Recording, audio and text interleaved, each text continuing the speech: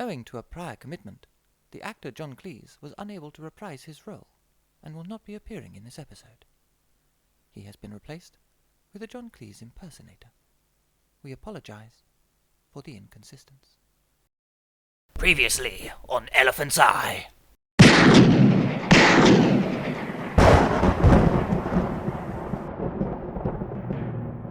In 1957, historian, Nobel laureate, and world champion curler Ecton Spritzel made a most fascinating discovery.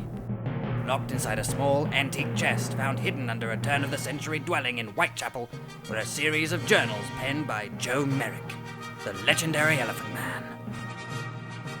Within these long-lost tomes, a startling tale unfolded. A story the British police force, government, and even the monarchy attempted to hide under concrete, as you would a dead hitchhiker. Ecton passed suddenly and quite unexpectedly whilst taking part in a horseboxing match. But his legacy lives on in the program you are about to hear. Elephant's Eye, the untold tales of Joe Merrick. Adapted for the wireless and narrated by me, Horatio Phiphe. The denouement.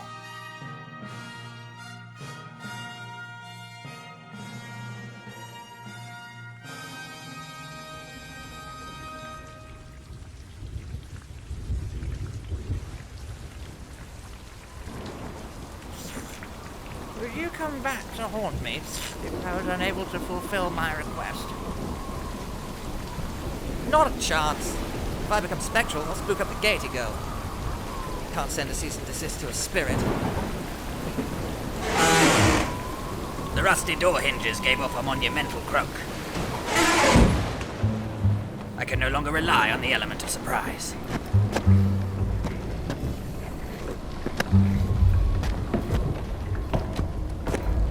Catching sight of myself in a mirror, surveying the torn flesh of my leg and the extensive damage done to my favorite pair of pantaloons. Fred will pay dearly for this, mortally and monetarily.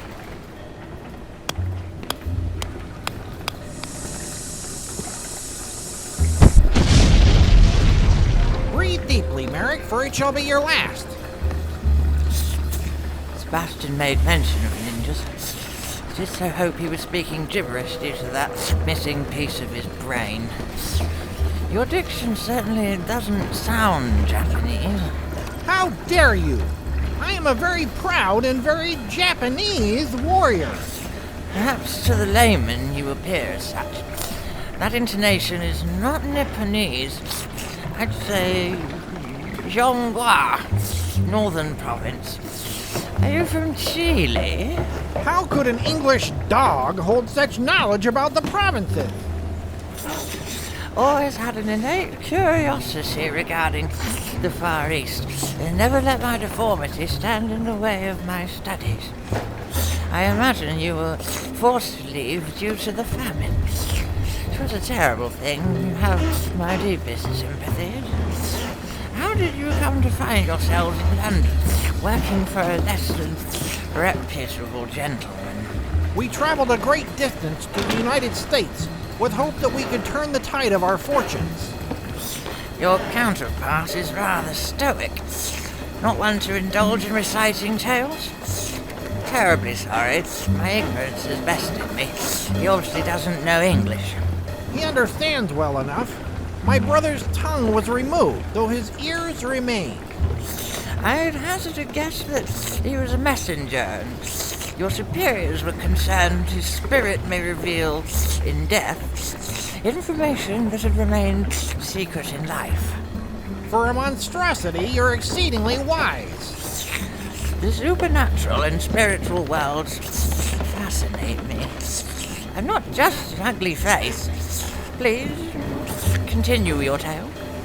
Attitudes toward us altered after the Exclusion Act. Regardless of the vital role we played in constructing the vertebrae that would allow America to stand, the population became driven by xenophobia. No longer could we toil in the fields or on the railways with pride in our hearts. We did not wish to return home. Instead, the decision was made to seek employment here. And the only work you could find was this dishearteningly racist pantomime? Not the only, just the most profitable. I've some items in my bag that will certainly be of use to you. Refrain from considering foolish actions, Shi-Young. Worry not. I've no intention of sullying the moment with violence. Here, take these. Several artifacts stolen from the Yun Ming Wan after Opium War II. This is the seal of Iju, an icon we had once thought lost to the filching fingers of the French. You could demand from me an ostentatious bounty. Why would you bestow it upon those who conspire to see you expired without a hint of monetary compensation? One would imagine that the citizens who found and restored such items to their rightful places would be considered heroes by their leaders. I only wish for the blood of criminals, the legitimately guilty, to be spilled.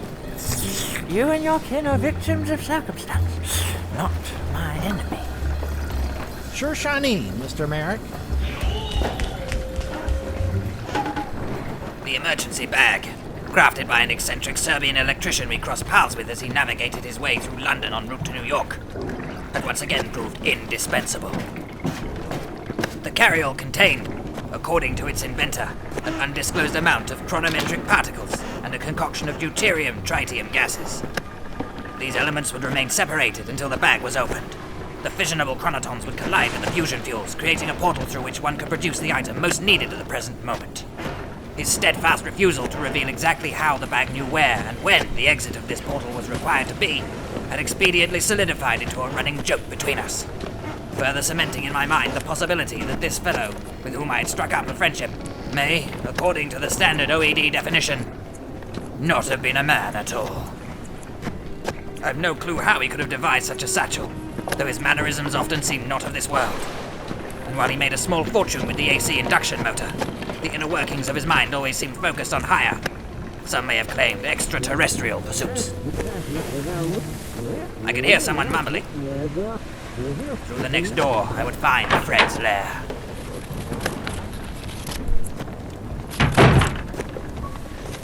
Is that you, Sebastian? Do hope you've some good news for me, especially after how boastful you were before venturing out with that rifle slung over you. Sebastian's en route to the dead house. Are you scrapbooking? It's an altogether ordinary, tranquil, and gratifying hobby. You're obviously jealous that I took it up first. Balderdash, you're just getting tight on the vapors. That is, of course, a wondrous side effect. Wait, stop! This isn't going to work. Where did you find him, Golan? Was he begging outside the fucking Langham? Don't sling rocks at me. You can blame Mr. Cleese for this. You didn't call him Mr. Cleese before we entered the studio. Your choice of words were altogether less than flattering. What's said in the green room stays in the green room. It's the producer's fucking job to ensure the actors can fulfill their contractual obligations and lay down their fucking dialogue. Look, I'm sorry. Hyacinth Oh God, are you honestly going to use your impending divorce for this too? Isn't that particular teat starting to grow a touch sore from the near constant milking? It's a very serious matter. You subjected us to the exact same sob story to duck out of attending Ken's stag. That really hurt, you know. Well, I'm genuinely sorry, Ken. Hyacinth decided that was the weekend we divided up the pets. You only have one dog. Had one dog. She said I only want the front, the bit with the face. You can have the asshole. It's fitting, really, as you're all so full of shit. Why did you marry a psychotic comedian? She made me laugh. That's her job, you fucking idiot. Well, it's done now. Are you still upset about the darts? Of course I fucking am. Everyone is. Oh, come on. If you think watching obese, diabetic, alcoholic barflies, athletes, sling spikes at a cork wall is a worthwhile use of your free time, then please do indulge. I wanted no part of it. It was a cast and crew night out. You didn't have to pay attention to the fucking darts. And Peter Snakebite Wright is not obese. But he is an alcoholic. He's a darts player named after his favourite pre-game warm-up. Of course he's a fucking alcoholic. Don't weasel out of this argument, you cauliflower-eared, silver-tongued bastard. Oh, Who can you get in to play Fred? Lying prick. What was that? Oh, I said my cousin. My cousin's in town currently. Hope you don't mean Horace. No, thankfully old Horatio's in the Maldives. Well, incarcerated in the Maldives. What did he try and smuggle this time? Fireworks? Painkillers? Ceramic fucking knives? K-cider. K-fucking-cider? Alcohol is banned in the Maldives. But K-cider? Really? It's barely a step above goat's piss. Chickens can't be boozers in the Maldives. Yeah, goat's piss doesn't have an ABV. Okay, how much of a wait for your cousin? I can get him within the hour. You may know him. Start in the dead zone. Tom Skerritt? No. Martin Sheen? No. Austro-Hungarian character actor Herbert Lom? Come on, stop showing off your encyclopedic film knowledge. You know exactly who I mean. Okay, get him in. Oh, and Ronnie, could you swap out the Shostakovich for Granados? Danza Española 1. I think that'll work better in the scene. Thank you.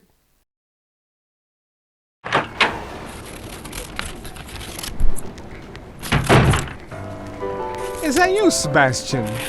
Do hope you've some good news for me. Especially after how boastful you were when you ventured out with that rifle slung over your shoulder. Sebastian's en route to the dead house.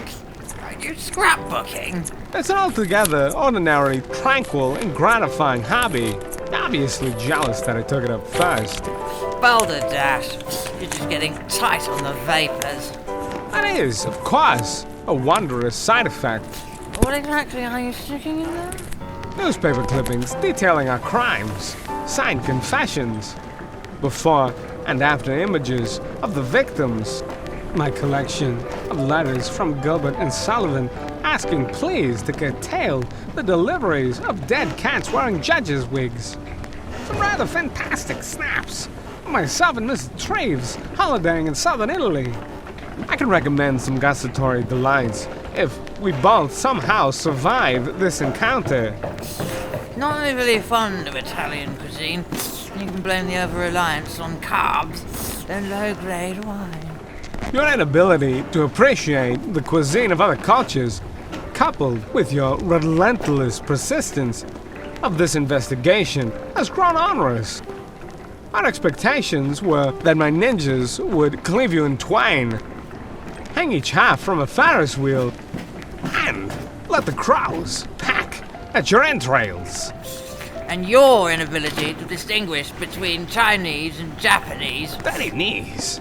look at these, was your undoing. I harness the power of empathy and diplomacy, traits you most certainly do not possess, to win their trust. You bribed them. I never! Oh, undoubtedly you did, you little snake. I used the emergency bag to... See? Paid them off with a trinket from that magic sack of yours. Do some know you've been using his once jubilant playground for such nefarious purposes? Changing the subject, are we? Just answer my query, you gas giant. Of course Sam is aware. In exchange for use of his wonderful, though ramshackle fare, I performed some much-needed surgery for him. A tightening of the epidermis around his face and neck so as to reduce the overall scrotal resemblance. Fitted a replacement larynx. Now, he sounds like a slightly squeaky car wheel, which I consider a vast improvement over the cheese grater. And I assisted him in becoming acquainted with dental hygiene. His breath has become much less like a tepid sewer, and he no longer causes pigeons to expire if he exhales in the general direction. Oh, here he is now. You promised me the only victims would be hobos, orphans and swans. Fucking swans. And up to now, it's only been hers. No problem with hers, me. Honest trade it is. More so than many professions folks consider respectable. I'm wallowed in a well of despair for 18 days, agonising over what I should do here, until I could wallow no longer, and I had to scrape me bedsheets. 'Twas I who posted the anonymous letter to Mr. Merrick. The police had no chance of catching you. England's top-flight detective, on the other hand. You sniveling, sanctimonious, soft-hearted old snitch! You devised some of the most heinous fairground attractions the world has ever known. The toddler toss? Skin a vicar. Eyeball conquers? Bludgeon the beggar. Guess how many feet are in the flask of formaldehyde? Staple the pound note to the proletariat. Oh God, I adored that game. Everyone adored it! Old age and retirement have caused my more homicidal tendencies to subside. How frightfully disappointing. We all greatly admire you for your ability to apply such creativity to depravity. Now, you're a doddering old meter. Sorry, were a doddering old meter. With my dying breath. I unto thee.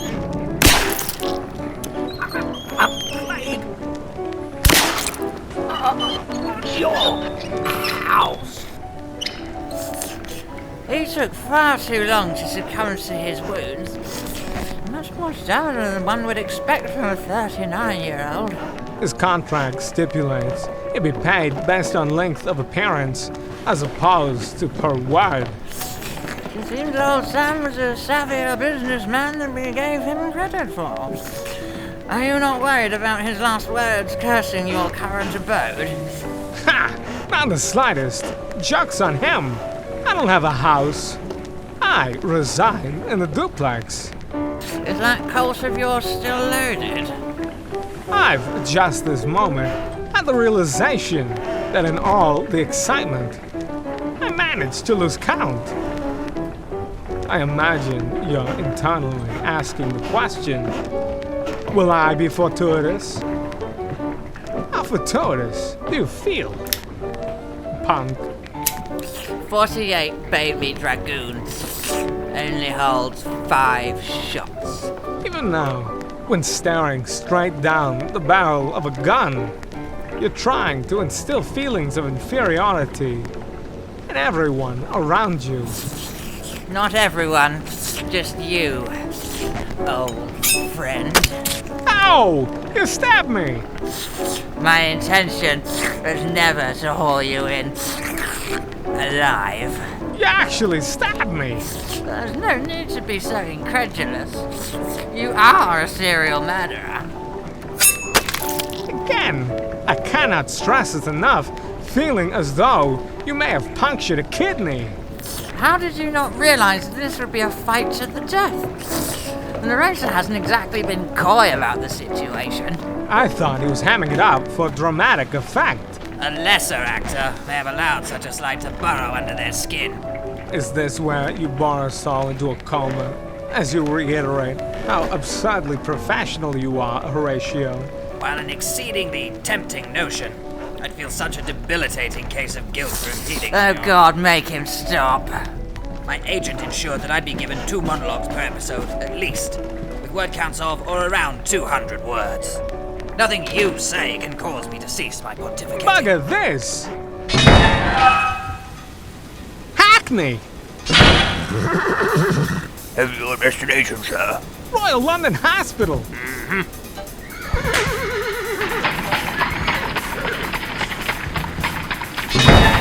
Hackney? Have your destination, Follow sir? that, Hackney!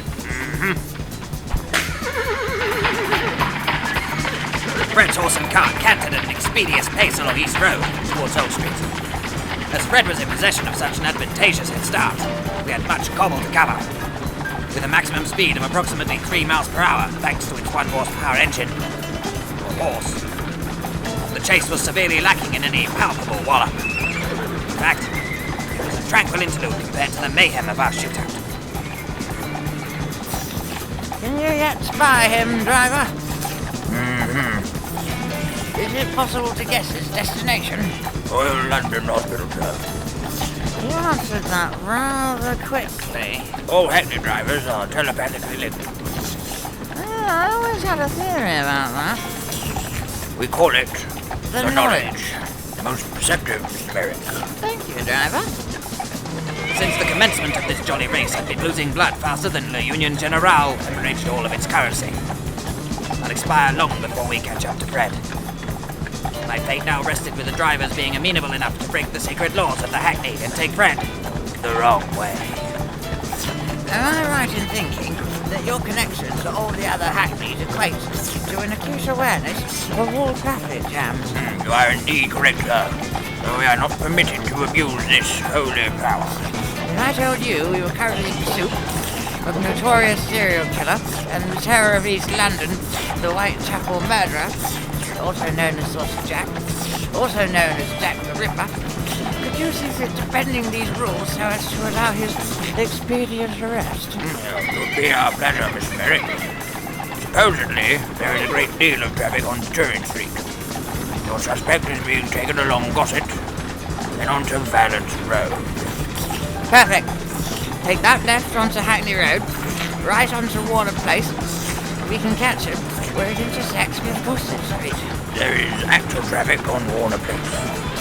Oh, you need not worry about traffic. I have a plan to force them out of our way. Relieving myself of the headbag, feeling the wind on I want to say skin, but that feels as though I'm doing skin a disservice. My countenance was now conspicuous to all and sundry who, near a hint of indecision, parted as though they were the Red Sea, and I a freakishly deformed Moses. We are on an intercept course, sir. Keep going. Ram him off the road.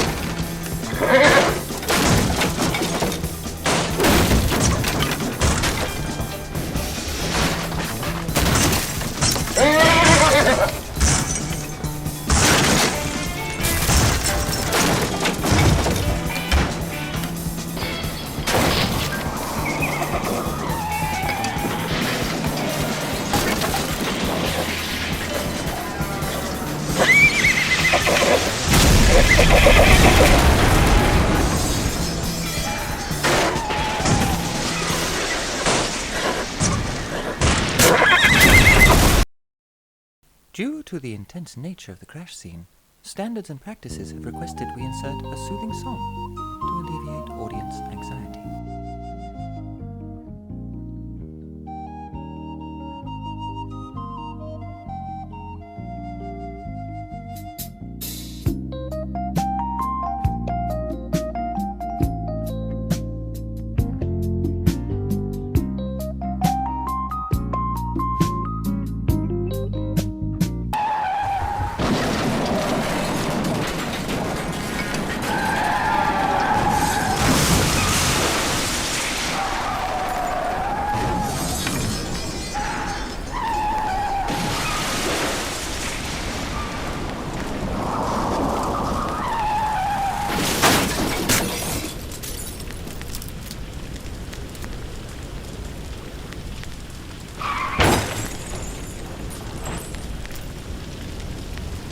Quite certain I've ruptured a lung. Blood saturating my waistcoat. Yet more damaged clothing. I'll have to add dry cleaning to Fred's list of expenses. The Hackney narrowly missed a fruit cart before careening through a small crowd, landing on its side. I finally avoided a cliché. It only took 5 episodes. Fred's carriage had crumpled like an accordion. The horse had been cut loose moments before the impact.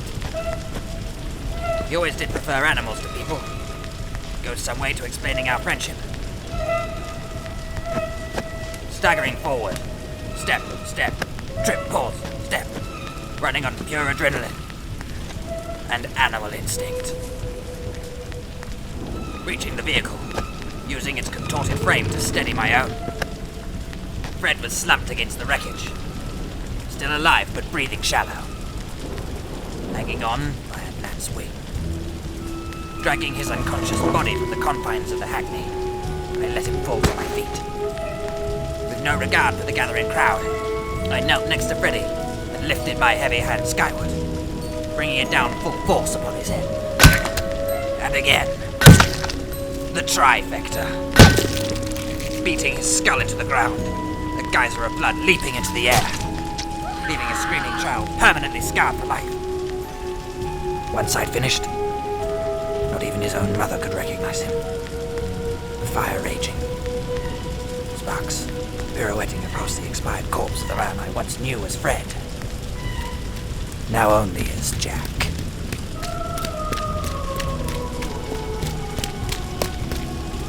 Is he dead? One would sincerely hope so. Life without a head would be no life at all. Your superiors need evidence of their crimes. You're still a suspect and at present the only member of that auspicious club with a pulse. Have your patrol turn over the House of Mirrors at Old Ditchy. There your men will discover a book containing every scrap of evidence required to exonerate me. They'll also find Fred's extensive Southern Italian bistro recommendation list. I'm afraid, old friend, I shall be joining Fred and Sebastian in the great thereafter quite soon. Refrain from such thoughts, Joe. You're strength enough to survive these wounds. I'm old, Abby. Antiquated and long past my peak. At the very least, I use my final moments to ensure the reign of a madman was brought to a conclusion. You're not old. You're only 26. The average life expectancy of a human male at this point in time is 41. I'm an elephant. No, Joe. You're a man. That's the nicest thing anyone said. Stay with me, Joe. I've seen you in much worse states. Remember last October, when we fought that nest of Nosferatis in Finsbury? You damn near lost all your blood. An elephant never forget. Call an ambulance. With haste.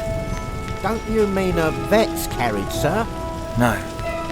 An ambulance. For a man. Understood, sir. Ambulance! Ambulance! We need an ambulance here!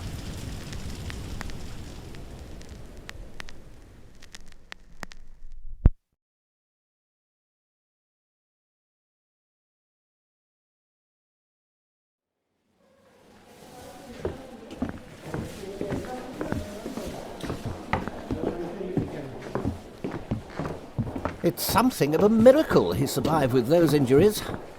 You are indeed correct.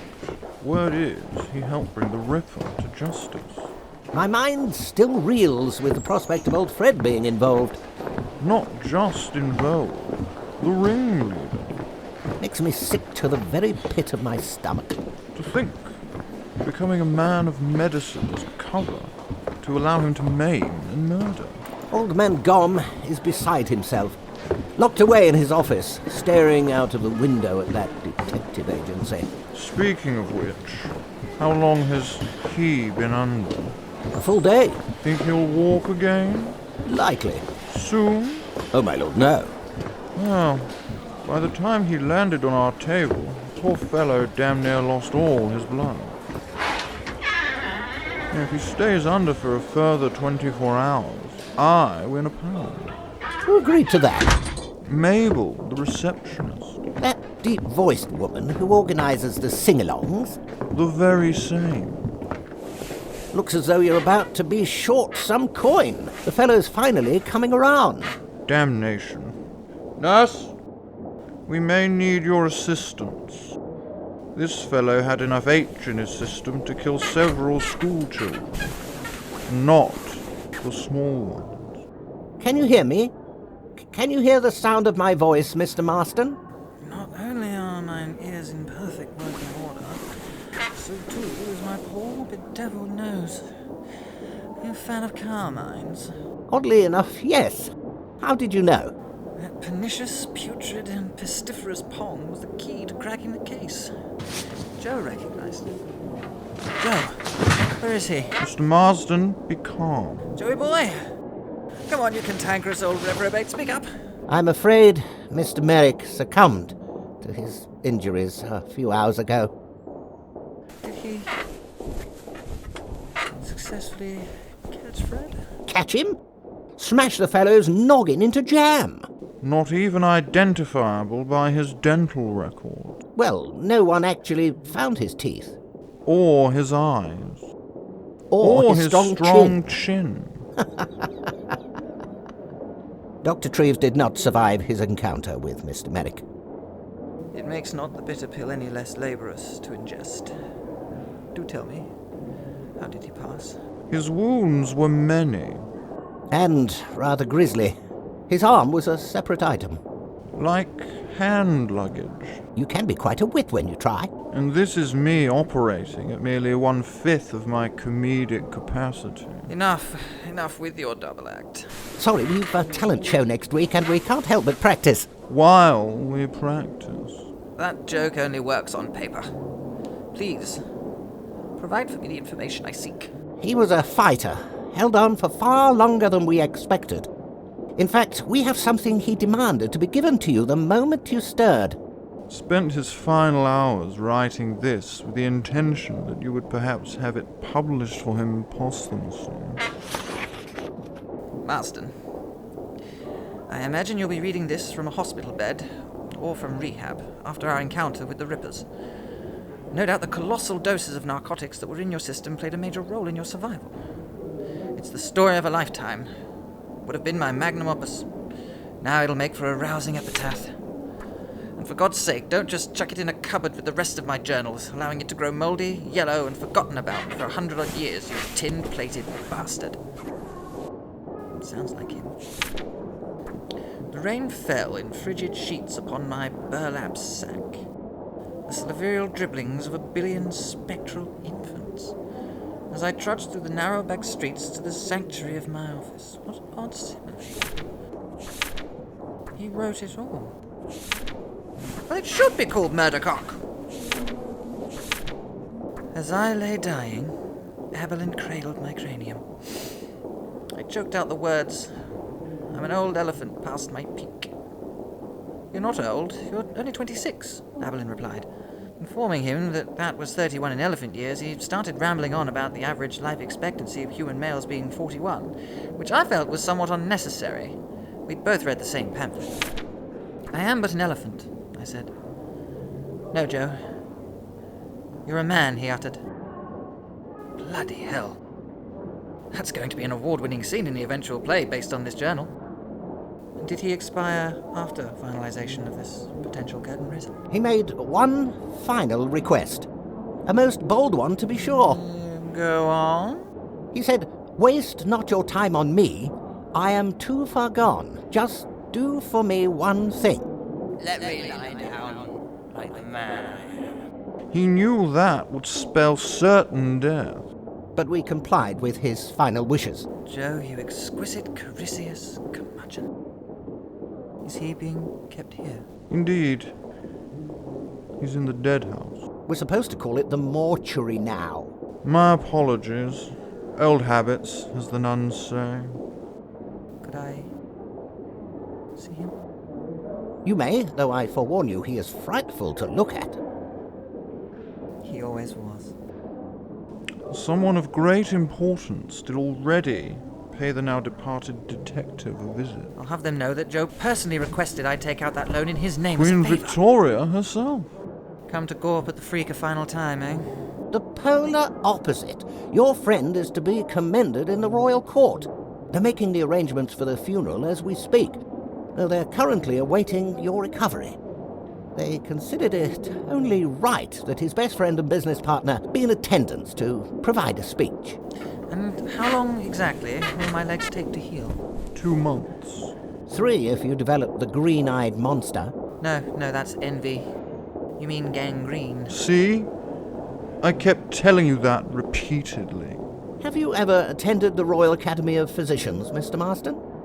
I just had a mightily intelligent friend who delighted in correcting others. Right. Get me my pipe, my lighter, and an ounce of the finest opium you can rustle up.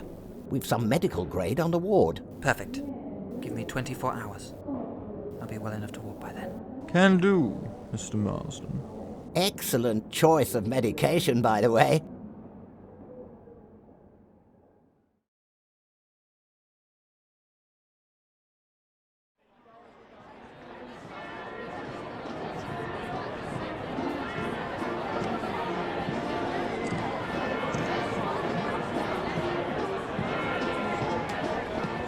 And our final award was to be presented to a gentleman who unfortunately cannot be with us today.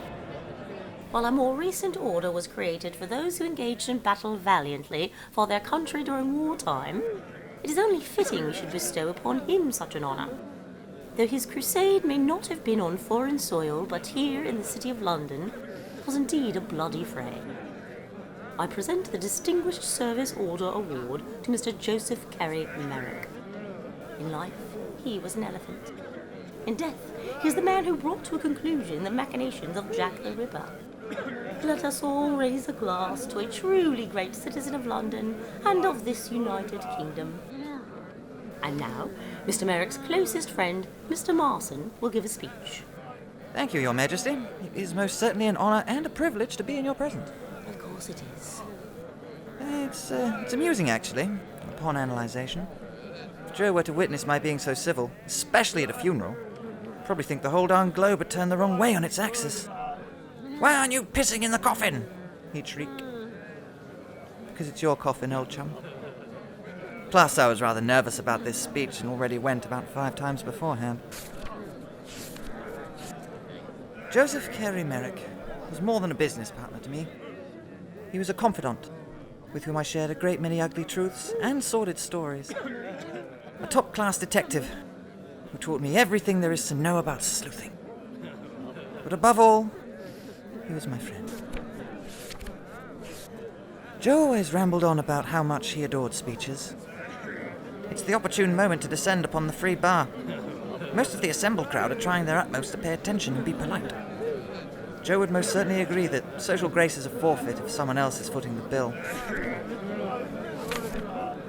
While he may have been abrasive, both in texture of skin and content of character, was oftentimes obnoxious and had no trouble throwing his vast intellect around when it suited him, Joe did have a gentle side. Some of you in attendance may already know this, due to the poem he would include in his written correspondence.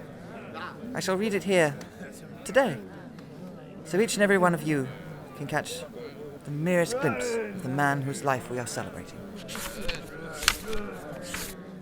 'Tis true my form is something odd, but blaming me is blaming God. But I create myself anew. I would not fail in pleasing you. If I could reach from pole to pole, or grasp the ocean with a span, I would be measured by the soul. The mind's the standard of the man. Sorry, I'm weeping like a war widow. Oi! You've already used that joke. No, I think you'll find that the joke was coal miner's widow. If you're going to heckle, please be accurate. My apologies. Carry on. To Joe.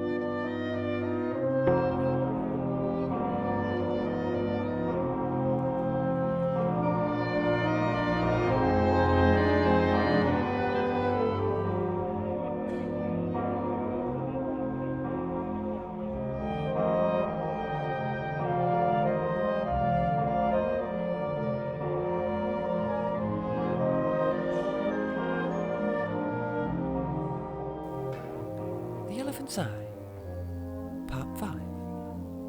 Written, produced, and arranged by Kurt Howard. Horatio Phiphe as the narrator. Reginald Hairlick as Joe Merrick. Kenneth Bonejangle as Marston. Wallace Shawn as the Ninja. Ronald Walken as Fred. Mel Shiner as Sam Roper, the Copper, and Dr. One.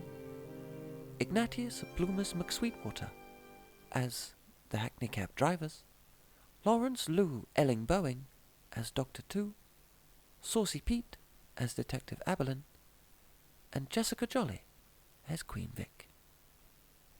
An Elephants Eye production.